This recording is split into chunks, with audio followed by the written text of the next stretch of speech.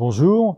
Je vais vous parler d'un livre qui parle d'un événement qui a eu lieu en mars 1974. Beaucoup d'entre vous n'étaient pas encore nés.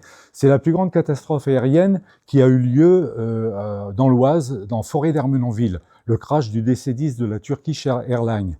Et figurez-vous que quelques années après, un type est venu me voir sur un salon et m'a dit « Monsieur, j'ai un lourd secret sur la conscience.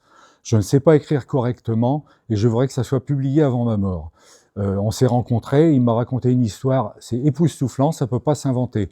J'ai publié le livre, j'ai jamais revu ce type, on devait faire une relecture ensemble, et j'ai appris après la sortie du livre qu'il était mort, et pas de mort naturelle, et à cause du livre. Et moi, quelques mois après, j'étais convoqué en gendarmerie. Et tout ça est dans ce bouquin, Les Inconnus du vol 981.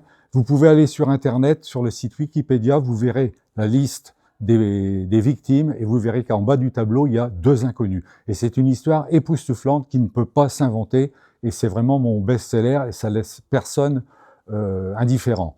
Voilà, et c'est dans la collection Polar en or, et j'avais un voisin sur un salon récent qui était aussi de Polar en or, et je voudrais vous parler 30 secondes de son livre.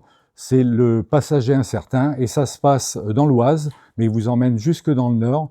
Et sur l'autoroute A16, on retrouve une boîte pour animaux, et dedans, on retrouve une gamine qui ne parle pas français. Et là, débute une enquête qui va vous amener tout du long de l'autoroute.